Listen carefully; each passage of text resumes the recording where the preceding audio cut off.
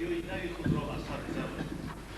مقصد از گزارش این چورابینی پیش از همه تبلیغ یکی کارهایی که حزب کمونیست و شوراها برای کلوب و کلوبیون کردند میباشد. امروزها چند از افراطیان تنها از باب کمبودی و عیب نقطه‌ها گپ میزنند، اما کلمه همه زبان نمیگیرند. پرشرط شوراها کلوب کهن را به شهر کلوب صنعتی و وادی و ولایت را به وادی زرخیز و مدنیت مردم آن را به پایه بلند برداشتند. مقصد از گذراندن جشن 70 سالگی حاکمیت شوراها در شورا تبلیغ همین کارها است. در جشن 70 سالگی برقرار شدن حاکمیت شوروی در شهر کلوب، پرزیدنت جمهوری شوروی سوسیالیستی تاجیکستان، اعضای بیوروی سیاسی حزب کمونیستی اتحاد شوروی، کاتب یکم کمیته مرکزی پارتی کمونیستی تاجیکستان نهار محکمش احترام دارد.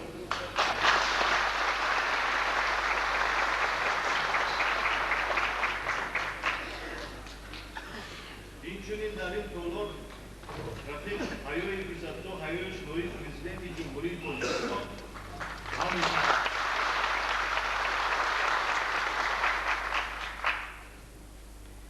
در این کنی امروزه ما رفیقان محترم ما از گرد و اطراف رسپوبلیکا جمع آمدند. اینها نصرالدین حکمت‌الله رئیس کمیته محمد باباخان رئیس کمیته تولید و نشریه جمهوری، شهرداری جانشین رئیس کمیته شهر دوشنبه رفیق سلیم اقبالشاه،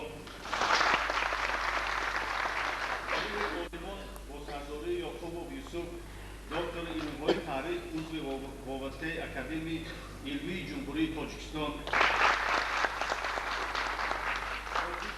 یکم کمیته پارتیایی شهر خوجند ولایت لنوباد حسن علیجان طالبجانویچ،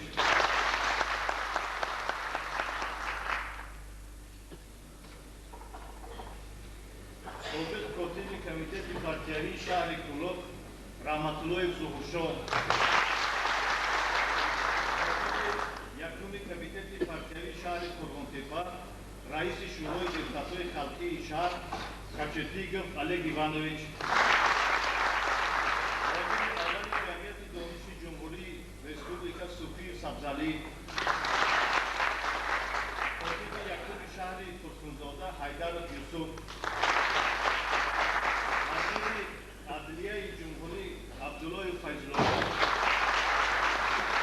دیرکتور انسامبل لاله قربان سفرعلی، رئیس کمیته اوید و دین جمهوری ربیع حبیب ربیعویچ، کاتب کمیته حزب ناحیه بخش ولایت قربانتپه عبدالله و معتبر شریف الله،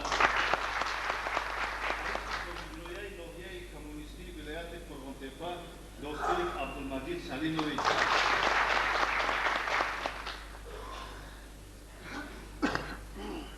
و رفیقان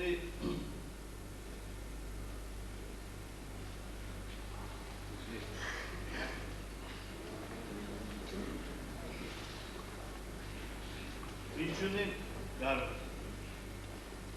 سرزمین کلوب از رسپوبلیکای دموکراتی افغانستان که به جشن 70 سالگی شهر ما دعوت شدند و اشتراک کردند محمد بشیر بغلانی و عبدالعلی شرکت دارند.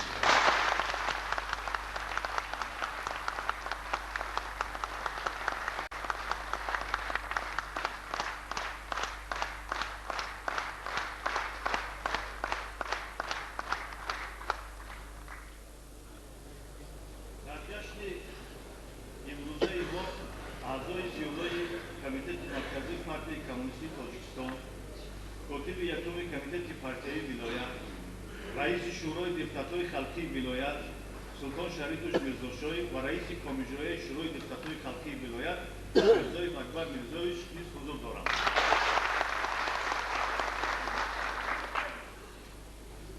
با اجازت شما ما این مهمانان اولقدر را در خاک کلوب خوش آمدید میگوییم.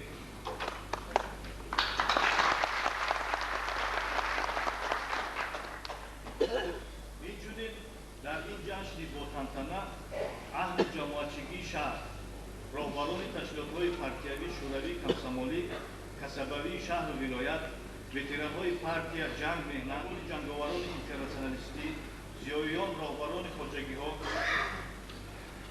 پیشقدمان استحصالات، شاعران و نمایندگان واسطه‌های اخباری عمومی شرکت می‌ورزند. اجازت دهید مجلس تنتنوی را بخشیده به 70مین سالگرد حاکمیت شوروی در کلاب کشاده گفته اعلان نماید.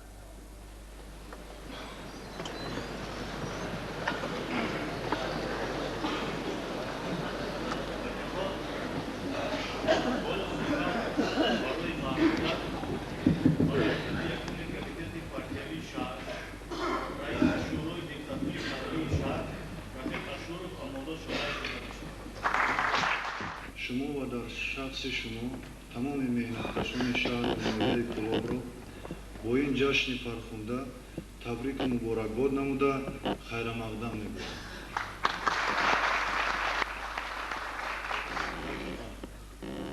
قرن بیستم در تاریخ انسانیت صحیفه مخصوص رخ شد که آرزوی خلق مهنتکش برای ساختمان جمعیتی به استثمار جامعه عمل کشید. انقلاب کبیر سوسیالیستی اکتبر که یکی از تبادلات‌های بزرگ عصر بیستم به حساب می‌رفت، در تقدیر مهنتکشان رول نهایت کلان بازید. علل خصوص تولید جهان عدل و انصاف در میانه عصر 20 خود یک تحفه ارزنده به مردم کمبغل و مزدور بود. باید اقرار شد که کلاب همچون شهر مرکزی معماری، سیاسی و فرهنگی رایون‌های جنوبی و مرکزی به حساب می‌رفت. اما در شرایط امارت بخارا این ناحیه و نقطه غارت و خیرات جمع‌کنی تدبیر داده شده. مهنتکشان خطلان به خزینه امارت بیشتر از 55 نمود انداز می‌دادند. خراج یک ساله مردم کلاب به خزینه امیر 160,000 سوم را تشکیل می‌داده است. از حساب استثمار اهل مهنت نماینده منقیط امیر عالم خان حتی اوزنگوی اسبش را از طلای صاف ساخته بود. غیر از این تمام امارت از خود بیگ سر کرده تا اقساکالان دهه از حساب پول اولی نگاه داشته می‌شدند. معاش عملداران امارت محلی نیز از حساب خلق بیچاره بود. می‌خواهم مخصوص قید نمایم که در تمام دوره حکمرانی امیری به این سرزمین حاکمان از دیگر جایها فرستاده می‌شدند، زیرا به مردم محلی باوری نمی‌کردند. حاکمان بیشماری که از طرف امارت بخارا به این سرزمین فرستاده می‌شدند در کار آبادانی و ترقیات و پیشرفت اقتصادی و فرهنگی این ناحیه ذره هم حصه نمی‌گذاشتند. از سال 1878 تا سال 1905 то рӯзи саршавии инқилоби халқи демократии якуми рус, яъне дар муддати 28 сол дар шаҳри Кӯлоб 19 бек ҳукмронӣ кардааст. яъне ба ҳисоби миёна ҳар кадоми 1,5-солӣ ҳукмронӣ карданд. дар ин муддат амалдори маҳаллӣ ҳатто ба тамоми музофот ба таври бояду шояд шинос шуда наметавонист. дар миёни онҳо Абдураҳмон Хоҷасудур, Мирсаидбек, Абдукарим Шокир, Назарбек, Иброҳим Додхоҳ, Абдукаримбек ва дигарон буданд, ки онҳо дар назди амирон камол ёфта аз Бухоро бар ин шаҳри дур ба Кӯлоб омада, дар 1,5 соли бекии худ аз нӯги қамчинашон хун чакида боигарӣ хун дошта рафтанд ва дар байни мардум номашонро чун роҳбари золиму беинсоф гузоштанд. ҳар яки онҳо ба таври худ халқи меҳнаткашро ғорат ва тороҷ карда, мардуми беин ҳам бенаворо қашоқтанд. ба ин сурат ивазнамудани бекҳои Кӯлоб ба маънои роҳбарӣ намудан ба халқи ин ноҳия ва беҳтар намудани аҳволи иҷтимоии мардум, балки маънои пайдарпай ғорат кардани онҳоро дошт. ва аз ин лиҳоз мардум чунин шиор дошт: аз мард монад лою гил, аз номард монад дарду дил. аммо он 19 нафар бекҳои кӯлобӣ, ки дар таърихи ин диёр номашон сабт шудааст, аз ягон нафарашон барои ёдгор қалъае, мадрасае, роҳи хубе, қироатхонае ё бинои боҳашамате боқӣ намондааст. мардуми ҷабрдидаи Кӯлоб баъди сарнагуншавии амурати Бухоро низ солҳо номи яке аз он хунхорҳоро чун Абдусатторбек бо нафрат ба ёд меоварданд. дар ин хусус олим Гортева дар асари худ «Среди сипучих песков и отрубленных голов» чунин нақл мекунад: дар бекигарии Кӯлоб на он қадар дуртар аз Хирманҷоҳ деҳқоне зиндагӣ мекард, ки оилааш аз 5 кас иборат буд ва як духтари 15-сола дошт. як рӯз ба назди деҳқон намояндаи бек омада талаб намуд, ки деҳқон бояд духтарашро ба адои қарзаш ба бек диҳад. деҳқон сухани ӯро рад намуд ва ҷигарбандашро шабона ба хонаи як хешаш ва қишлоқи баландкӯҳи сари ғор бурда пинҳон кард. пагоҳӣ аҳли оила доду фиғон бардошт, ки гӯё духтар дар об ғарқ шуда бошад. пас аз ин бек деҳқонро ба он гунаҳгор кард, ки онҳо дидаю дониста духтари худро дар об ғарқ намуданд. чунин айбдоркунӣ аз тарафи наздикони бек тарафдорӣ карда шуд. бо фармони бек тамоми аҳли оилаи деҳқон ҳабс карда ва ҷазо гирифта шуданд. бек фармуд, ки ба онҳо 500 дара зада 3000 танга ҷарима андозанд. инчунин бо супориши бек замину хонаашро кашида гирифтанд, худашро ба ғуломӣ фурӯхтанд. истибдоди асримиёнагии фиристодагони мери Бухоро ва духтарони онҳо бисёр вақтҳо посаи сару торбати муаллифро лабрез мекарданд ва ба норозигӣ ва ҷунбушаи тамоми халқи ғориб мерасонданд. яке аз онҳо шӯриши халқии зидди бекҳои маҳаллии амҷади Бухоро бо сарбории Восеъ Алхони соли 1885 мебошад, ки он тамоми бекигарии воҷибон ва қисман Кӯлобро фаро гирифта буд ва тартиботи аминро ба ғазо овард. шӯришгарон дар аввал қалъаи Ирро ишғол ва чанде онро соҳибӣ карданд. аммо баъди ёрии дигар бекҳои ҳамсоя ва худи амир шӯриши деҳқонон бераҳмонон пахш ва пешвои онҳо Восеъ ба хатар расонда шуд. акси садои шӯриши Восеъ ба тамоми ноҳияҳои Бухорои шарқӣ паҳн шуда, солҳои зиёд ин муборизаҳо халқро роҳбаланд мекарданд.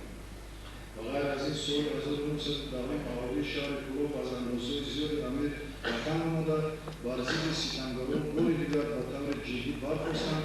дар натиҷа бек ва амалдорони ӯ маҷбур шуданд шаҳрро муваққатан тарк кунанд. рафиқон, армияи бисёрмиллати сурх 15 марти соли 1921 соати 2:30 рӯз бо намояндагони мардуми таҳҷоӣ ба ин сарзамин қадами мубораки худро гузошт. ин иқдоми некро пеш аз ҳама халқи камбағали солҳои сол ҷабрдида худ пазирӯфт ва онҳо ба армияи сурх ҳамроҳӣ карда ба муқобили амалдорон ва душманони дохилӣ мубориза доданд. аммо Саид Олимхон бошад, барои халос кардани ҷони худ бо ёрии дӯстони хориҷияш ҳамин рӯз дар наздикии Чӯбек ба воситаи дарёи Панҷ гузашта дар Афғонистон паноҳ ёфт. дар ин хусус мехоҳам иқтибоси яке аз он ихтиёриёнро ки дар диёри мо дар он рӯзҳо чун инқилобчии сух ҷонбозиҳои зиёде кардааст, вале набиеро ба сами шумо расонад. моро ҳеҷ кас маҷбур накарда буд ки яроқ гирифта ба муқобили амурати Бухоро ҷангем. мо ҳаёти фақирона, диёри вайрону валангор, деҳаи ноободи худро дида сар бардоштем, золимонро аз хоки кӯлоб пеш кардем. дар ҳақиқат гуфтаҳои инқилобчии сурх Вали Набиев ҳақ буданд. кӯлоб сарзамине буд ки фақат ҷонибдорони амир аз он манфиат мебурданду халос. мардуми он ҳамеша аз дасти андозу қирошҳои миёншикани амир қашшоқу бечораҳо буданд. 5 моҳи декабри соли 1924 аввалин ячейкаи ҳизбӣ дар ҳайати 5 нафар ташкил ёфт ки ба онҳо коммунистон Агеев, Ортитов, Стасевич, Астанов ва номзад ба азодии партияи норо гуфта шуданд. маҷлиси якуми ташкилии ҳизбӣ 12 марти соли 1925 гузашт ва дар он бюрои ташкилоти партиявӣ интихоб карда шуд.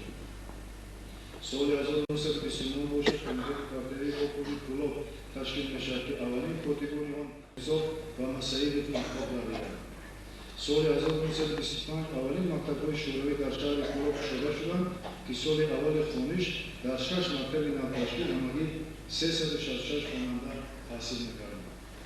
ҳарчанд ҳокимияти шӯравӣ дар шаҳри Кӯлоб таъсис шуда бошаданд, вале душманони дохилӣ бо дастгирии хориҷиён солҳои тӯлонӣ ба ҳокимият бина мубориза кардан намехостанд ва кӯлобиҳо лозим буданд ки дар гурӯҳҳои ихтиёрӣ муттаҳид шуда ҳокимияти навро аз душманон ҳимоят намоянд.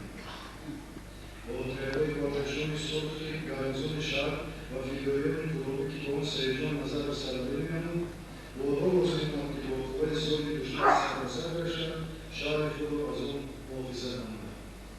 мо имрӯз хизматҳои бартарофкунандагони фаъоли ҳокимияти шӯроҳо дар Кӯлоб, Саидҷон Назаров, Хонурат Худоёр, Умарқул Саидов, Омир Бодинаев, Мирзодулла Раҳимов, Аюб Исоев, Наби Валиев, Мирзо Ғаниматов, Ҷонов, Марҳумов, Диёр Иванович Беев, Алиназар Алиев, Шаҳобиддин Ҷобиров, Додарбек ва фарзандони сарзамини рус Мамдуҳ Томиш, Шафаров бо 100 нафар ихтиёри аз роҳи пешкардаи худ берун барояд. аммо он ташвиқотгарон ва халқ намефаҳмонанд ки дар тӯли 70 соли ҳокимияти шӯроҳо тамоми роҳҳои пурдаҳшати Кӯҳистон мунфарш, тамоми дарёҳо ва рудҳо дорои пули сангин, тамоми деҳқадаҳо чалагон шуданд. ва душвориҳои соли гузариш нигоҳ накарда шаҳри Кӯлоб хело бо тезӣ ободу зебо гардид. дар ободонӣ саҳми арзандаи ветеранҳои партия ва меҳнат ки дар солҳои гуногун котиби аввали комитети партияи шаҳри Кӯлоб кор карданд, Рафихон Деҳқонов, Сайко, Раҳматуллоев Зуҳуршоҳ, Дабарских, Маҳкамшоев, Чеботарёв, Акбаров, Абдулин, Абдулҳақов Нусратулло, Дедов Имон Фёдорович, Бегматов Мирзо Бегматович, Шодравон Люнов Николай Васильевич, Понусов Юрий Филимонович, Болтов, Баженов ки дар солҳои мухталиф котибони ҳизбӣ шуда кор карданд, хеле калон аст. дар фаъолияти чандинсолаи корияшон раисони комитети иҷроияи шаҳр Ғаниматов Мирзо, Шарифова Гавҳар, Розиқов Раҷаб, Шарипов Ҳикмат, Аҳроров Улмас, Мирзоев Боқӣ дар тараққӣ додани хоҷагии халқи шаҳр ва ноҳияи Кӯлоб саҳми арзанда гузоштанд. мехостам аз фурсат истифода намуда ба онҳо барои хизматҳояшон дар ободу зебо гардондани шаҳрамон арзи миннатдорӣ намоям.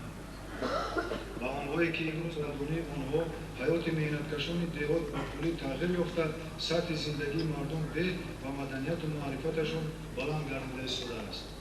дар ин давраи на чандон тӯлонӣ ҷои хонаҳои посадевору хаспӯшро хонаҳои замонавӣ, қишлоқҳои ободу зебош дар Бухорои Шарқӣ безаҳмату хунрезӣ нагузаштааст. дар ин роҳ бисёр фарзандони бароманди Кӯлобӣ низ аз тарафи душманони ҳаёти нав бо азобу шиканҷа қурбон карда шуданд. барои муқоиса мехоҳам ба маълумоти шумо расонам ки мувофиқи маълумоти таърихшиносӣ дар шаҳри Кӯлоб дар арафаи инқилоби октябр ҳамагӣ 5 дукони шираварфурӯшӣ, 5 дукони қалобарангунӣ ва заргарӣ, 8 дукони рӯймолфурӯшӣ, 5 мағозаи молҳои хориҷӣ вуҷуд дошт. ғайр аз ин 2 сартарошхона, 4 устохона, 8 дукони пойафзордӯзӣ, 2 дукони кулолгарӣ, 5 дукони равғанфурӯшӣ амал мекард. تا سال 1913 اهالی شهر کلاب تقریبا 6000 نفر بوده، شهر 38 زر داشت. همچنین 38 مسجد، 4 مدرسه که بیشتر از 239 نفر فرزندان اشرافان محلی را تعلیم میداد، عمل میکرد. در شهر یک همون بود که از آن مردم محنتکش به بهره بودند. امروز باشد در شهر کارخانه‌های صنعت خوراکواری، заводهای روغن، شیر، کمبینات گوشت برای تامین اهالی و مواد خوراکی عمل میکنند. همچنین завод تجربه‌ای تجهیزات تکنولوژی، заводهای پخته، کمبینات خانه‌سازی، آسیاب و завод مواد خوراکی آمیخته چهارراه موجود میباشد. و معلومات شما میخواهم رسانم که در عرفه این جشن завод کلانترین استحصال خویش که اقتدارش در یک سال 52 میلیون دانه را تشکیل میکند و استفاده داده خواهد شد. تشکیلات‌های ساختمان و تعمیر و استفاده‌دهی راه، فابریکه دوزندگی و پایه‌افزار و پرنده‌پروری، مؤسسه‌های نقلیاتی پای خدمت مردم. در آینده نزدیک باشد ساختمان فابریکه رساندگی و بافندگی، завод لیک‌براری، بازیچه‌سازی، راه آهن پیامبر، وسیع کردن اقتدار завод تجربه‌ای تجهیزات تکنولوژی و غیره در نظر داشته شده است. در آخر همین را میخواهم تعیین نمایم که در حقیقت در سوالهای خواجگی خلق شهرمان آدمان پراراده، محنت‌دوست و به زندگی با چشم خیرخواهانه می‌نگریستگی خیلی زیادند. من از نام تشکیلات حزب کمونیستی شهر، شورای دپوتات‌های خلقی، کمیته اجرایی، اتفاق کسب‌های سازمان جوانان شهر همه شمایان را باور می‌کنم که با مدد شمایان شهر کلاب را باز هم آباد و زیبا می‌نماییم. بار دیگر شما را برای تشریف آوردنتان به شهر کلاب و این خرسندی ما خیر مقدم گفته و همه‌تان خوشی‌های زندگی را تمنا دارم. بگذار در زیر شعله انقلاب اکتبر همگان خوشبخت باشید، همه خوش روزگار و بلندطالب باشید. تشکر می‌کنم.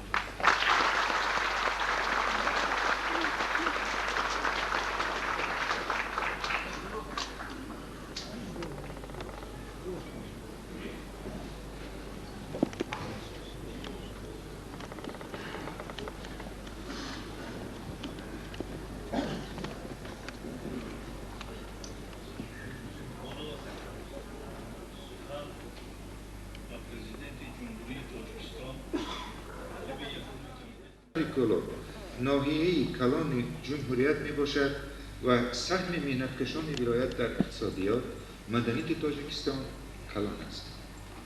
اجازه دهید از نام خودم، از نام کمیته مرکزی حزب کمونیستی تاجیکستان و حکومت جمهوریت شما و در شخص شما همه محنتکشان شهر و ولایت را با 70 سالگی در شهری کلاب برقرار شدنی حاکمیت شوروی از تحت دل و گرم جوشان تبریک نمایم.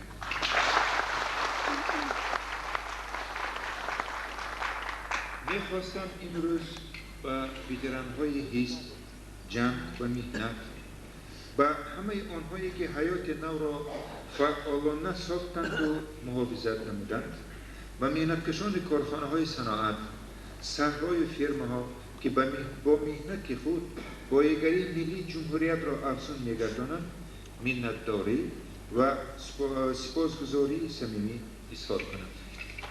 70 سال برای تاریخ مدت زیاد نیست، ولی ببینید که در این مدت کوتاه چقدر کارها به انجام رسیدند.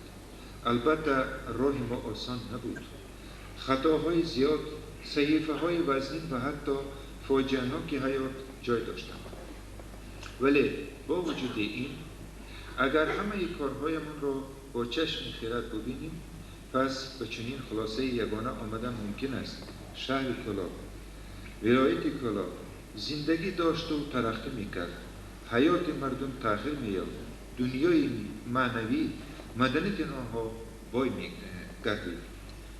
امروز به بعضی‌ها عادت شده است بگویند که انقلاب کبیر اکتبر حاکمیت شوروی به مردم یگان خوبی نآورد، تعلیمات مارکسیستی لنینی خطا است و تمام 73 سال حاکمیت شوروی سلسله خطاهای فاجعه‌بار می‌باشد. بیایید به تاریخ نظر افکنده ببینیم که کلاب و ولایت کلاب چه حال داشت و امروز چگونه شده است و تقدیر مردم چطور دیگر گردیده است. شهر کلاب چون تمام جمهوریت در گذشته گوشه قفا مانده بود و امروز به شهر معاصری متمدن تبدیل یافته است. اکتبر در کشور ما نه تنها با کمک خلق‌های اتحاد جمهوریت‌های شوروی سوسیالیستی غلبه کرد. این غلبه نتیجه مبارزه طولانی خلق تاجیک ضد رسی پادشاهی ضد امارت بخارا بود. اسیان وسیع صحیفه درخشان این مبارزه میباشد که آن خود از نفرت و خشم و غضب بی‌حد عامه‌های بی‌حقوق از ساخت امارت شهادت میداد و یک نوع پیشخبری طوفان اکتبر بود. راهی طی شده، راه مبارزه های ضد بازنشستگی، ضد بیسوادی و جهالت، ضد فاشیسم در فرانت های جنگ بزرگ وطنی، راه مهنت شجاعتمندانه و بنیادکارانه بود و امروز هر یک شخص بی‌غرض محصول نیک این کارها را با چشمان خود دیده می‌تواند. کلاب در گذشته دور چگونه بود؟ و این سوال از تاریخ چنین جواب می‌یابیم. کلاب محلی بود که اقتصادیات قفا مانده ترین داشت و آلات عصر میانگی و مدنیت به دست آورده را قید می‌کردن ممکن نیست. مینتکشان کلاب حقانه افتخار دارند که صنعت خاص ملی فولکلوری و معاصر کسبی ادبیات و هنرهای خلقی را حفظ کردند و بازگرداندند. جمهوریت ما با شاعران با استعداد سید علی ولیزاده، اشور سفر، حق‌نظر غایب، شاه مظفر یادگاری، محمد غایب افتخار می‌کنند.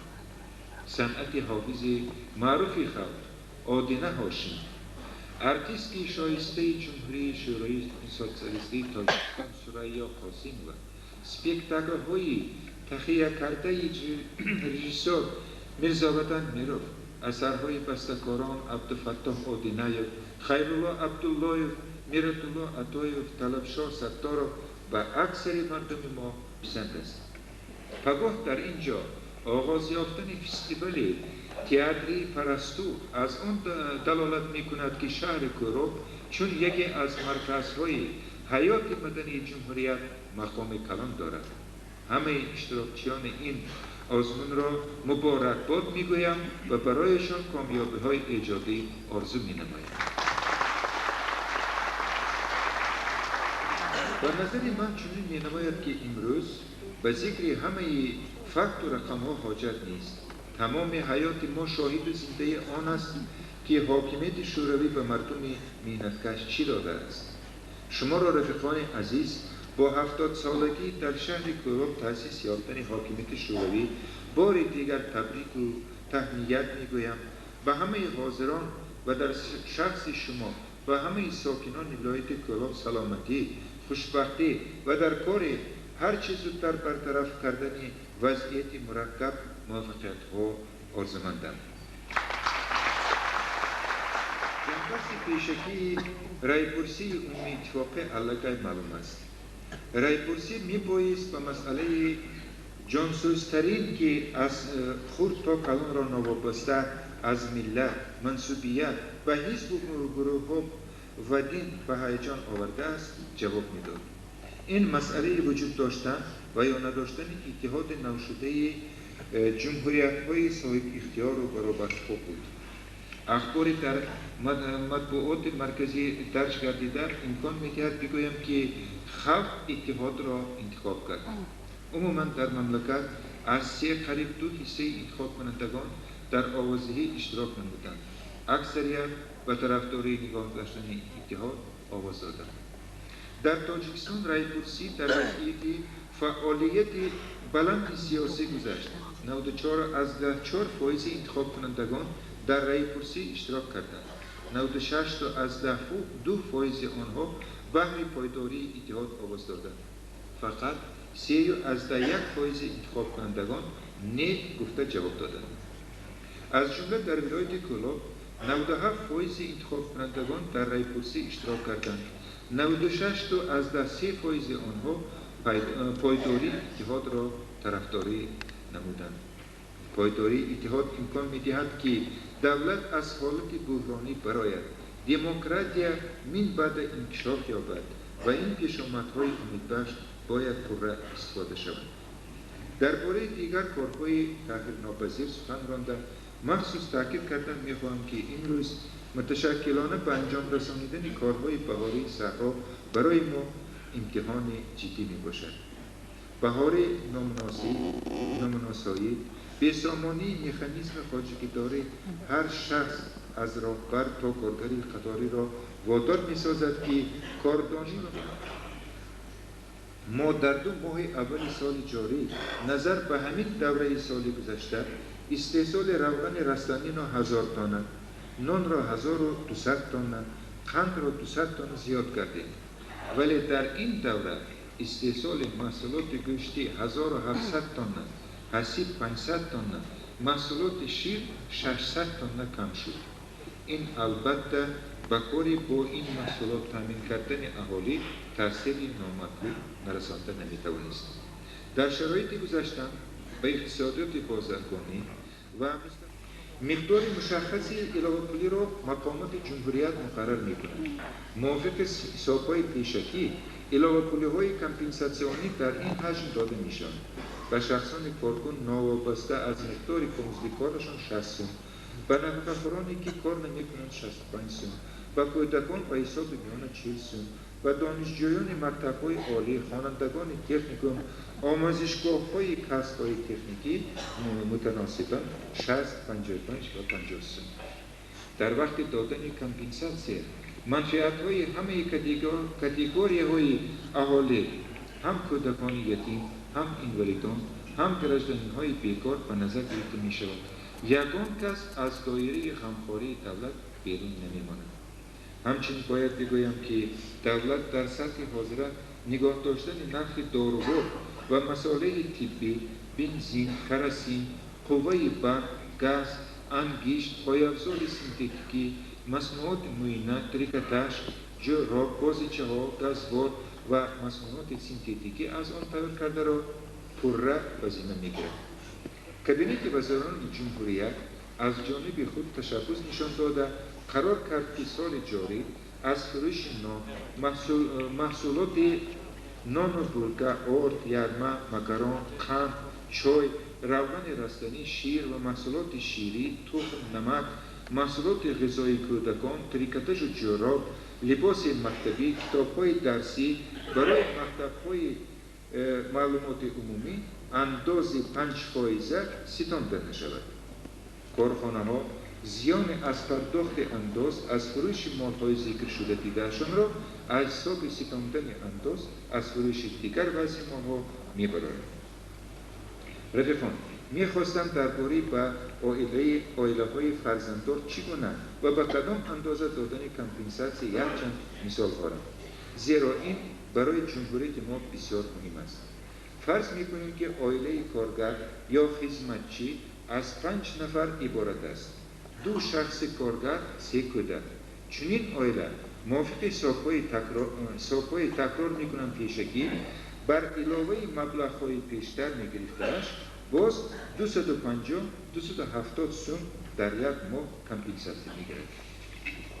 اگر عائله از 5 نفر عبارت باشد، 1 شخص کارگر، 1 شخص غیر کارگر، 3 کودک، مبلغ کمپنساسیون علاقه به 230-250 سوم می‌رسد. از عائله دهقانان مثال دیگر می‌آورم. مثلا عائله از 8 نفر عبارت است. 2 کس کار می‌کنند، 1 کس نفقه می‌گیرد، 1 کس خواننده آموزشگاه کسب‌های تکنیکی و 4 کودک. این عائله از دولت 440-460 سوم هر ماه کمپنساسیون می‌گیرد. طوری که از مثال‌های آورده می‌بینیم دولت به عائله فرزنددار غمخواری می‌کند، آنها از دولت علاوه پولی کلان می‌گیرند. اکنون چند سخن درباره چطور دادن پول کمپنساسیون. کمپنساسیون در اساس عریضه مادر، پدر و یا شخصی که والدین را عوض می‌کند داده می‌شود. با عریضه شهادتنامه درباره تولد کودک، سپرافکا از جای استقامت کودک با ذکر شخصانی که برای کودک کامپنساسی میگیرند، سپرافکا مؤسسه تعلیمی به نورسی از 13 سال بالا درباره آن که او استیپندی نمیگیرد همراه کرده می شود. نسخه بودجه را در آن جایی که کامپنساسی میدهند تصدیق کرده می شود. برابران کارخانه مؤسسه ها مراجعت کرده تحقیق کردن می‌خواهند. با آنهایی که کار میکنند پول کامپنساسی حساب مبلغ خودی پرداخته سپس آن به حساب خراجات استحصالات یا معاملات گذرانده می شود. در یک وقت انداز از فایده کم می گردد. با کودکانی که پدر و مادرانشان کارگر می باشند پول کامپنساسی را در جای کار آنها با وید مصرف‌های علاهیده می دهند. دولت این خراجات کارخانه را برمیگرداند. خراجات تشکیلات هایی که در حساب بودجه می باشند حساب زیاد کردن مبلغ خراجات نگهداری این مؤسسه برگردانده می شود. و نفقه خورانی که کار نمی کنند پول کامپنساسی در جایی که عین زمان نفقه می گیرند داده می شود. این از حساب فاند نفقه است. سیستمی بهره دادن پول کامپنساسی خراجات علاوگی اساساً همین طور است. امروز وظیفه از آن عبارت می باشد که یگان شخص به علاوه پولی نماند. این باشد روزهای نزدیکترین از همه راهبران و مسئولان آن مهنت زیاد و متشکلانه را طلب می کنند. رفیقان، قیمت‌شوی نرخ نان، قند، روغن رستنی و چای در بین مردم باعث گفتگو زیاد گردیده است که این فهم است.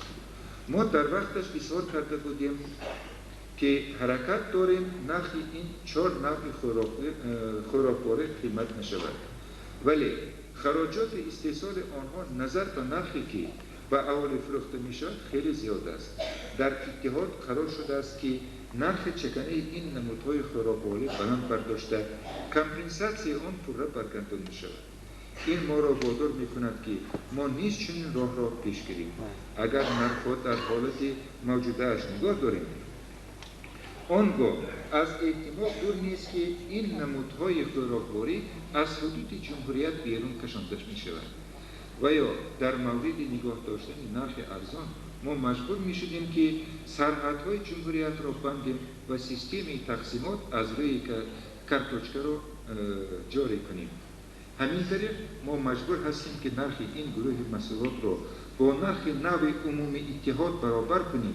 ولی شما را باور میکنم که تمام مقدار مبلغی که در نتیجه بلند شدن نرخ ضم میشد با اهالی همچون کامپنساسی که من پیشگی گفته گذاشتم صورت داده میشد.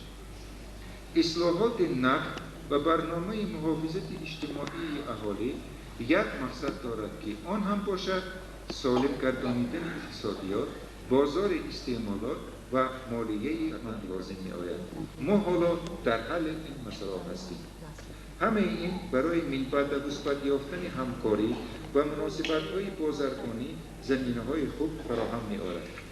رفیقان عزیز، بسا رمزی است که هم رای‌پرسی عمومی اتفاقی و هم جشن 70 سالگی در شهر کولاب تأسیس یافتن حاکمیت شوروی به روزهای موافق آمد که مردم دیارمان با عید نوروز تیاری می‌بینند. ما امسال نوروز را بار نخست چون جشن ملی امان قید می‌نماییم. شما و در شخص شما همه زادگان و ساکنان تاجیکستان آفتابیمان را به مناسبت جشن فرخنده نوروز، جشن کشت دهقانی، جشن احیای طبیعت و روز و روزگار نو صمیمانه مبارکباد میگویم.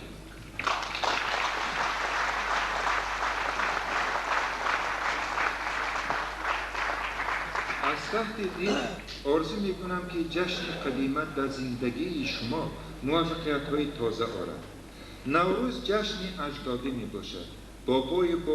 بابی‌های ما آرزو میکردند که این سالشان هم از نیت‌های نیک سرچشمه گیرد تا روزگارشان با خوشی‌ها گذرد. نوروز جشنی است که در آن مردم درباره همدیگر اندیشه خیر میکنند. همه کینه و عداوت را از دل دور میپرتایند. راه آشتی و دوستی را پیش میگیرند. و به همدیگر نیکی میخواهند. زیرا نوروز سری سال است و اگر آن با آرزوهای نیک آغاز شود تمام سال ثمره نیک خواهد آورد. نوروز جشن بزرگداشت زمین پدران است. در این زمین اجداد ما آب، آتش، خواب و هوا را پاک نگاه می داشتند. وقتی آب پاک باشد، هوا پاک باشد، آتش برای مقصد پاک به کار رود، زمین از هر ناپاکی محافظت گردد. از آنها حاصل فراوان و رزق و روزی حلال به دست می آید. ما این معنی را امروز با عباره اکولوژی محیط ifade می کنیم که اجداد ما چند هزار سال پیش از این خبر داشتند. اکولوژی طبیعت با اکولوژی جمعیت سخت پیوسته است. آبادی یکی سبب آبادی دیگری و خرابی یکی سبب خرابی دیگری می گردد. هر یکی این چهار عنصر یعنی آب و آتش و خاک و هوا نه فقط به ما بلکه به نسل‌های آینده هم تعلق دارد. از این رو ما آنها را پاک باید نگاه داریم تا نسل‌های آینده زندگی خوشتری داشته باشند. تلویزیون تاجیک در همکاری با خزینه کودکان جمهوریت تشبث نیک نشان داده قرار کرد که در روز جشن نوروز سبقت تلویزیون را سازمان دهد. مبلغ جمع شده پر را به حساب خزینه کودکان تاجیکستان گذرانده می شود. این اقدام خیر را تبریک می گویم و از فرصت استفاده برده از مردم جمهوریت خواهش دارم که از این نوگانی نوروزی در کنار نماند. باری دیگر نوروزتان مبارک باشد. رفیقان عزیز، تشکر و دقتتان.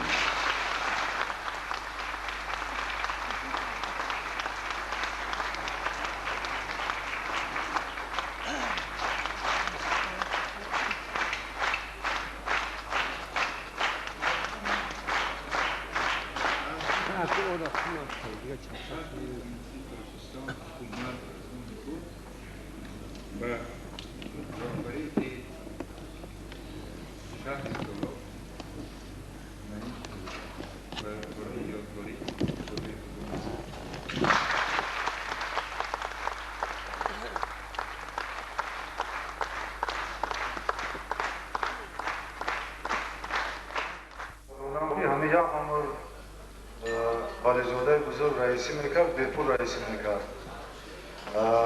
دست پیره عصای پیر میگیرد میگم.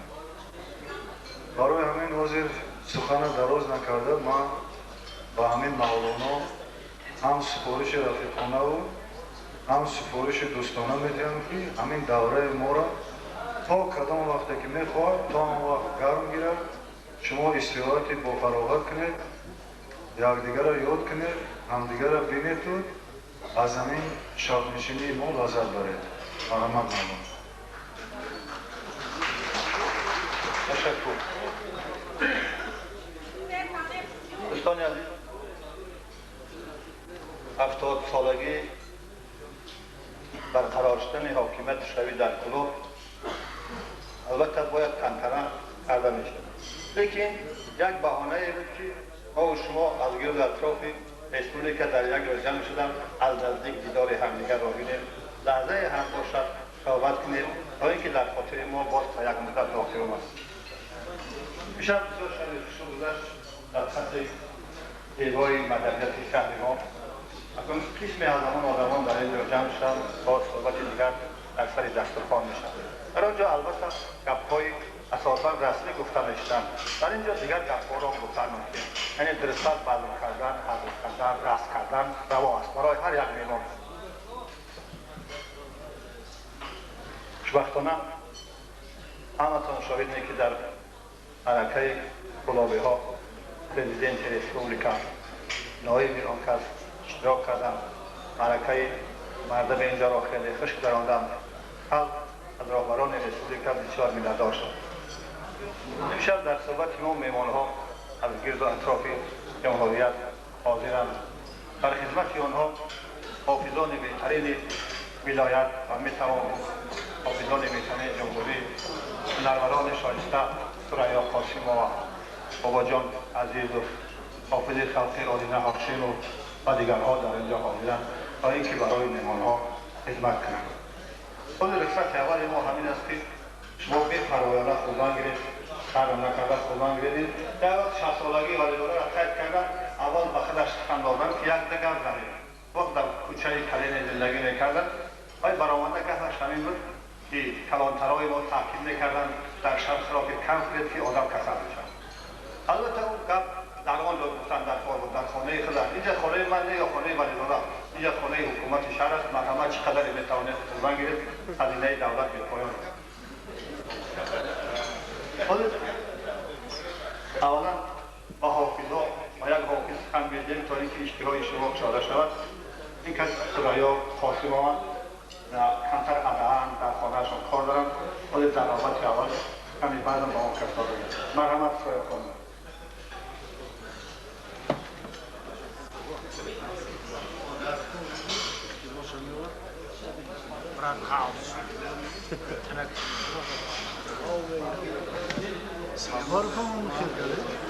نه والا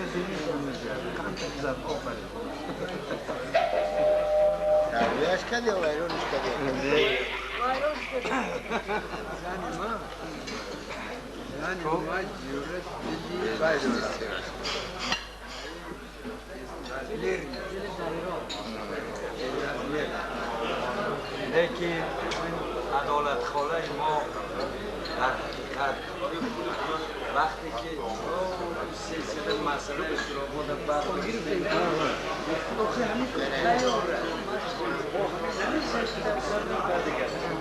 سلسله که ترتیب شد شکر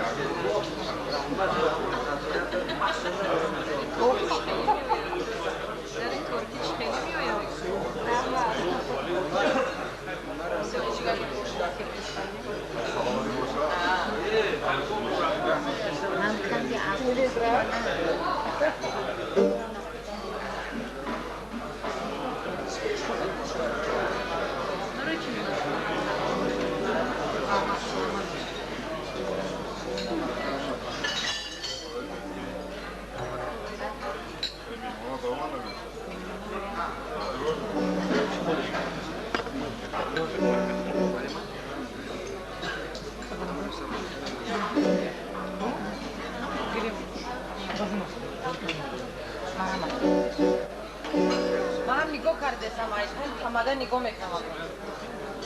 ای سلامت باشید. من فهمیدم که تو چی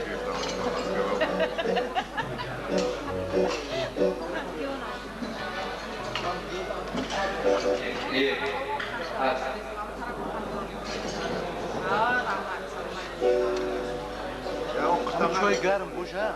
دونه بارشه. رفتیم چای گرم باشه.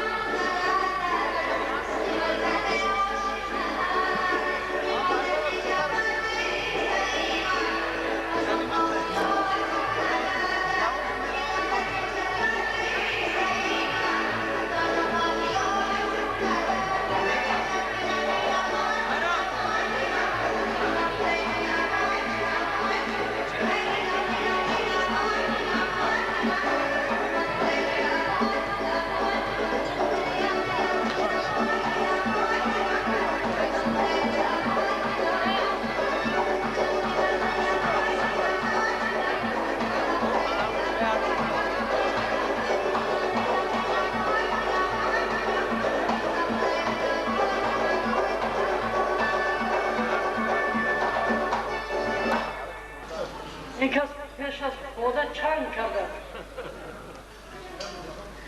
رفیقان محترم، مهمانان عزیز، و من ناخود سخن زدم که حاضر گاز زدن هم خیلی مشکل شده. اولا اجازه دیم مهمانان محترمی که در اینجا اشتراک دارند در تنتنه 70 سالگی تشکیل یافتن کلاب اشتراک کردن و حالا اشتراک دارن تبریک نموده و اینها عمر دراز، سلامتی و همه کارهای ایجادی و کارهای حیاتی خود موفقیت‌های کار آرزو نموده. یک چیز را نقل کرده کرد. در وقتی که من در کمیته اجرایی شهر کار میکردم، از کمیته رادیو ریسپوبلیکا یک مخبر آمد. مخبر آمد و گفت که ما سفارش گرفتیم که آواز رئیس کار اجرایی را و لنته مجموعه ثبت کنید. درباره ترقیات شهر، درباره ترقیات آینده شهر. وقتی که ثبت کردن و گرفته رفتن، سر محرر رادیوی ریسپوبلیکا گفت که کلی یک سرور رو گوش کنیم. هر وقتی که لنته تاب دادن و سر محرر گفت آخه من گفتم که آواز سرور رو گرفته بیا و توی مردک گرفته آوردی و آگه آخه همین سرور رو بعد اینا مجبور شدن که با تلفن با من علاقه کنن. خیلی دیگر گپ که نیفتن و سرمحرر بود که آیشه سرور رو نه آواز شما کلام روز بود.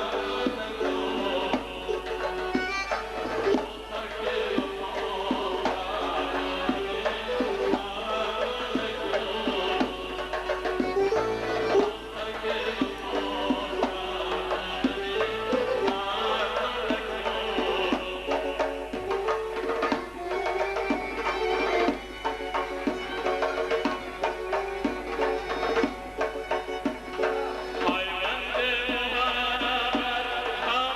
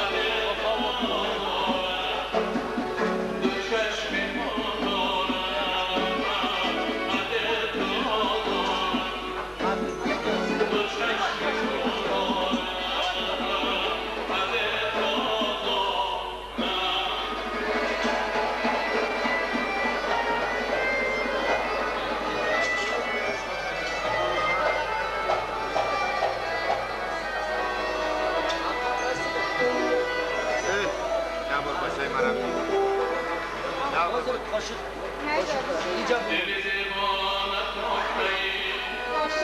خود یکم بسر قاشق دیگه هم میگه تمیز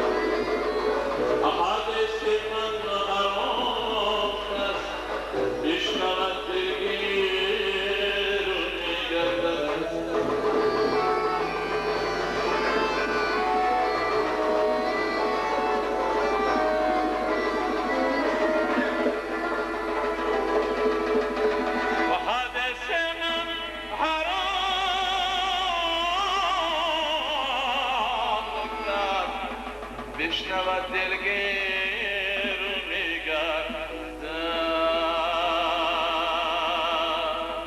خوش خوش خیرامون میرمی ای خوش برجان ما کجا شمی پنهان میرمی مرهان جایان ما کجا خوش خوش خیرامون میرمی ای خوش برجان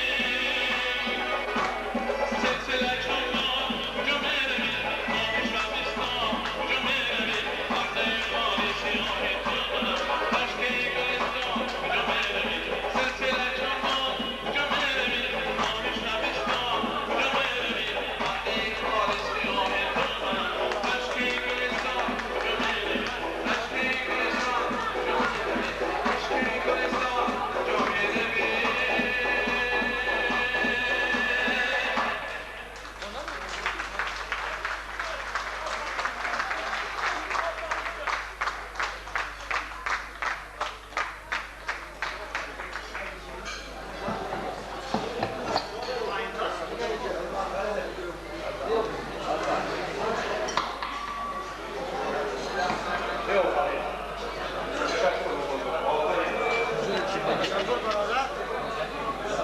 نمازی رمضان آفرین. صحبی مدیر شبای ماری بیداش خطوان. آفرین مارد. دوستان عزیز یکی باید آفرین. ولیزاده و جلال اکرامی سیر ولیزان و خوادین برآمدند. سر آمدن در یک مگزین کتاب. ولیزاده پرسید که از کتاب من ترانه ها هست یا نه؟ روشنده گفت که آمده و درباره‌اش جاودانی شد و کسی نه. نویسنده اکرامی گفت که از رامن من شادی هست یا نه؟ سه چهار تانیجه گفت چند خورشید خواب و خوابم کسی نمی‌خرد. ولیزاده گشته با اکرامی گفتند که میغیلی من مرینده. این گفت 30 سال پیش گفتن شده بود در یاد من تا امروز مانده است. لیکن برآمد یک مهمان ما هم با واسطه تلویزیون تاجیکستان دوشنبه برآمد کرده بود، هنوز از یاد من نرفته است. این کس رفیق تاسیف رئیس کنگره‌ای رایان تنگیران کمونیستی هستند. من بعد برآمد اون کس مصاحبه اون کس با چند نفر با واسطه تلویزیون و همین خلاصه آمده بودم که اگر رفت رایان کمونیستی را البته به نزد اون کس می‌دارم. حالا با کمال احترام سخن به آن کسان مرحمت دارم.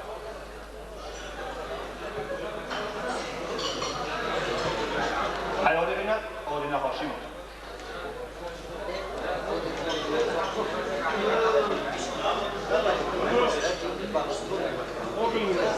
آقای آرینه هاشمی میگه که عمرزاق اول برآمد کرد جوان از که نرنجد.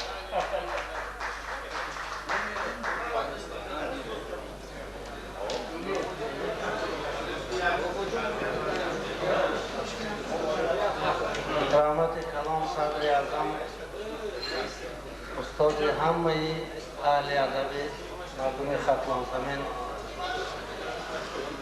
پیش از همه تمام جمع آمدگان این شبه را از آن در قطار آنها خودم را به 70 سالگی برقرار شدن ساخت شوروی در شهر کلاب تبریک نموده و تمام مردم ختلان زمین و سر بلند و خوشی‌های زندگی آرزو میکنم.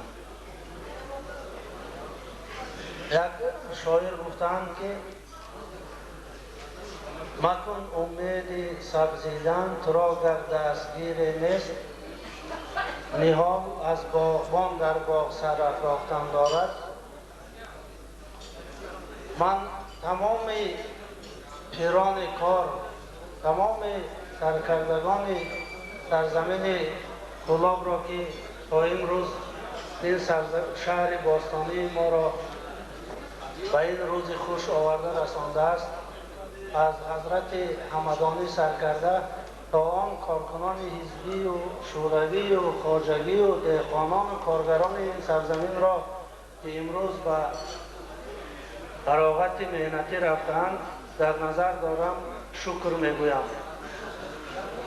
دوم اینکه شکر تاجیکستان که کلاب دارد، شکر کلاب که چنین مردمان برومند دارند و ایران کار دارند. امروز چه روزی هست که ما به گذشته، خصوصا من به گذشته مردم کلاب شخصا یک باره مردم کلاب در وادی بخش به آن برادرانی که در اینجا حضور داریم نظر کرده، فقط گذشتگان ما پیش نظرم می‌آیم. در اینجا اکای مرزاق ما، مرزاق احمد و پیر کار ما یک جای کار میکردیم حضور دارم و دیگر سرکردگان همین سرزمین. وقتایی که اکای مرزاق به زبان تاجیکی به زبان همین شیوه کلابی گپ می‌زدن ما خرسند می‌شدیم و امروز می‌خواستم که در وصف همین آدمان اکای مرزاق و اکای سیدعلی و اینا به زبان ازبکی یک شعر بگویم. اگر نه همه تاجیکا گوش کنم، چون که 80% کلمه های این شعر به زبان دری است، صرفا میروند میگویند که شعر خالص نقل داد و فغانین است آتن اوگندن که zindalik bag'rida bitgan nafli so'lgandan keyin sen uchun kelgan baloga kundalang bo'lgan onang bo'lmag'ay aslo ko'rish ko'zi yumilgandan.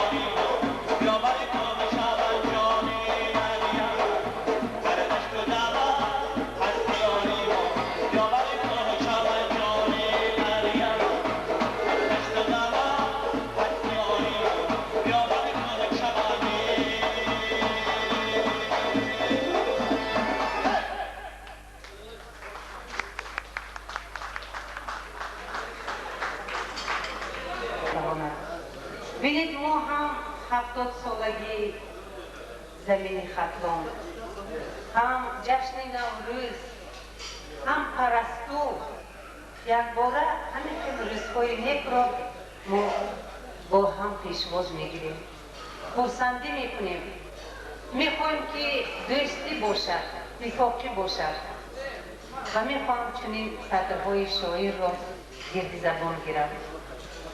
آن جای برم که در بازت باشد، در دورستان اگر آوازت باشد، حسرت به کسی بکن که در روزی بدت هم درد به هر سوز و گدازت باشد.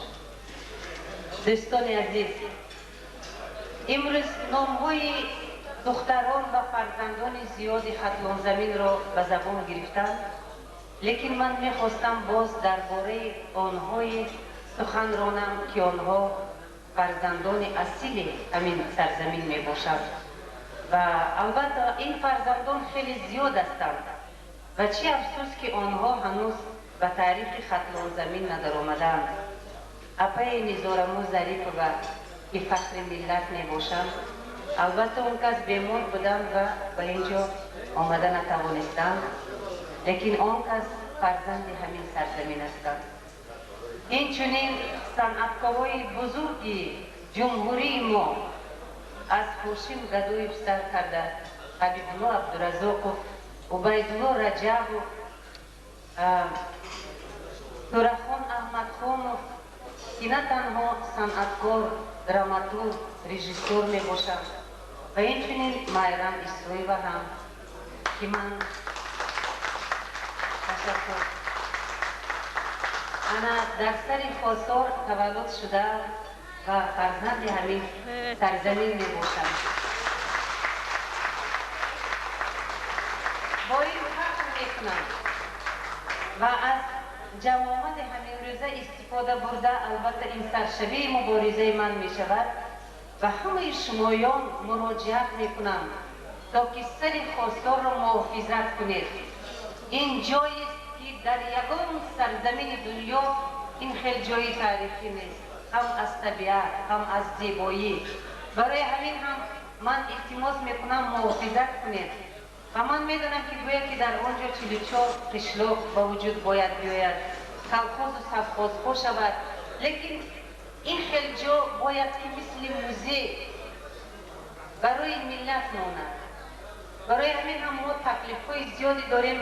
در اینجا عالمان هستند از اکادمی فنها آمدن که ما همین خیلی جاهای مقدس سرزمین خودمان را بسیار احتیاط کنیم، سرفکار نباشیم برای پول، برای چیز نمیدونم باز برای چی چیزها باشد.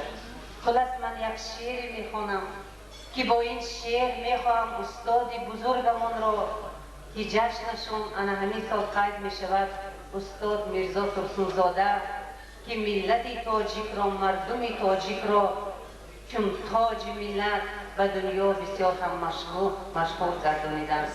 این کس سوز پرور بودند، آدم دوست بودند، زنها را بسیار دوست می داشتند، زنها را تاج سر می دانستند و من بسیار می خواهم که در این پیشروی های جمهوری ختلان زمین باز هم پیشروی های زیادی باشد.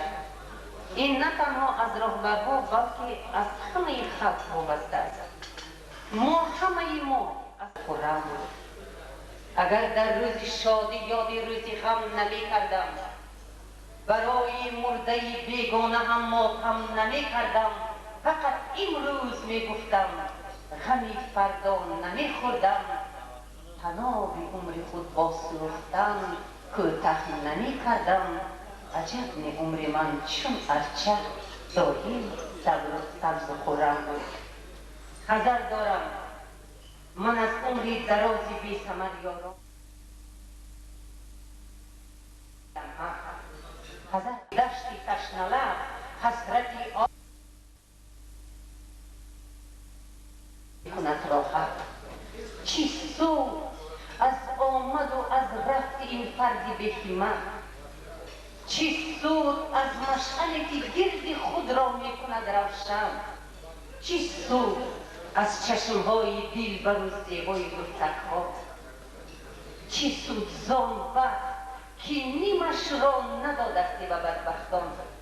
همه خوابند و من با دیده بیدار بنشینم که تا بار آرد هر مصرع من چون گلی گندم بیمان کوتاه گردد عمر من چون شمع از سوزش با امیدی که مانند زنده اندر خاطر مردم.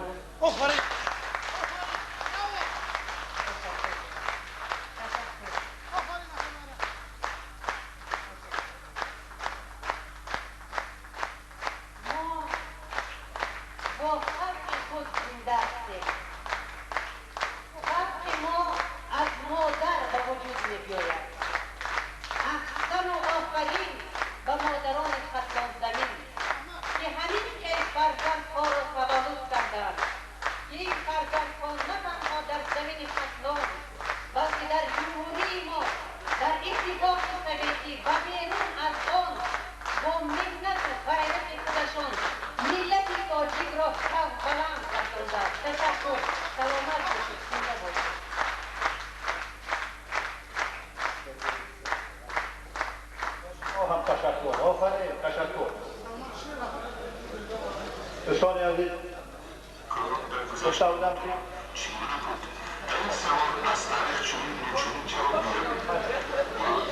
گفته بودم که تیار شود رفیق رحمت‌الله دکتر رحمت‌الله. دوستان عزیز این کسا من اول همچنین شخصی حربی میشناختم. سال 45 بود یا 44 با خانه ما همراه مشرف سرای یک لیتننت کلان با لباس‌های حربی در آمد. همه پرسیدن گفتن که این کس رحمت‌الله ما. بعد آن کس کاتب یکم کمیته دیلوی شهری ما شد چند کار کردن بعد به شهر تشبه رفتن. اول آدم حربی بعد کاتب فرقیابی بعد بنیاد یافتن شهر فولاد ولایت فولاد من به آن میسر گشتم که باز دیگر دیدار فرزندانم را بینم پسر شوم و با آنها این عید هفتاد سالگی و روز را بجور این رو باید همه شما تمام خلقی بنیادکار کلوب را تبریک و مبارک باد میگیرم با آنها زندگی خوش وقت سعادت پیشروی آرزو مانده بگذار مردم کلوب همچون کوههای بلند است در همه جبهه پیش قدم و سر بلند باشد. گیرما یاد نوروز کنیم تنها شب تار ما غمی روز خوریم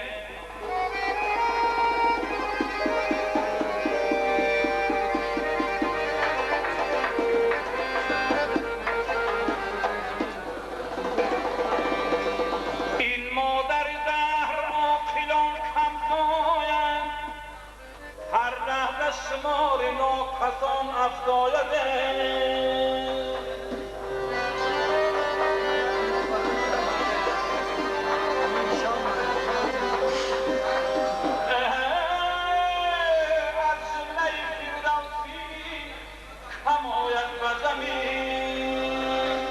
از جمله محمود هزاران آید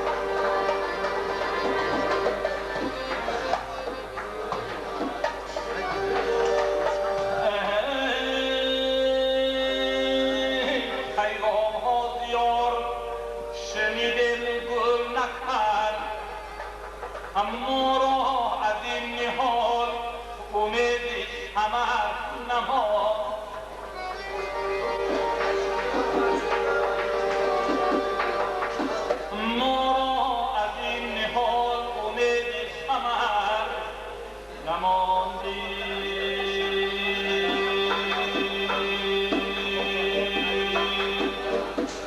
سر روشن شد قدر چون تصدیق کرد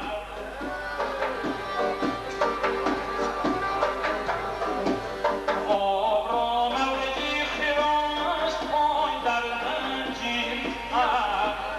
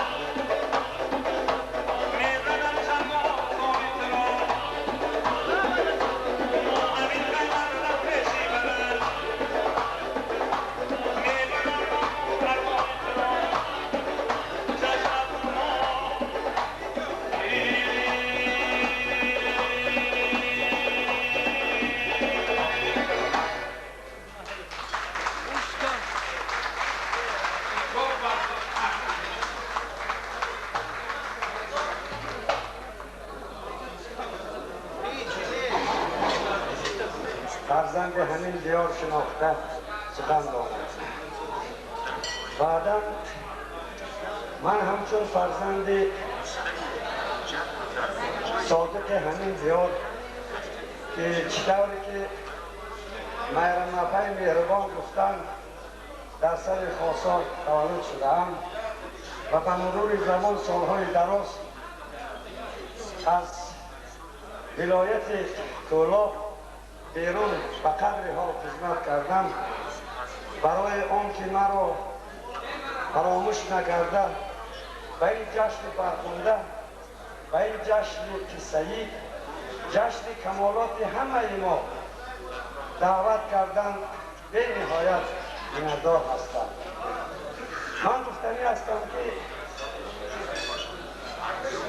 از قدیم باز میگویم که دست پیر گیر. در اینجا مردان خرد استادان ما نشستند که برای بهبودی این سرزمین خدمت شایان کردند. پایه های نیرومند صنعت ما چطوری که امروز گفتند در دفتر فلک تاجیک آدینه هاشم مهرم افه که با هستی خود پایه صنعت ما را نه فقط خود مستحکم کرده است بلکه بیرق صنعت مردم ما را باز هم بلندتر برداشته است. هر کس در جایی که نباشد باید صادقانه آنچه که از دستش میآید برای خاک وطنش بکند. من در اینجا میگویم که مرد باید که یا که یک نهال نشاند چناند که از اون مردم یا از سایه‌اش یا از میوه‌اش بهره‌مند شوند یا فرزند خود تربیت کنند. و من باز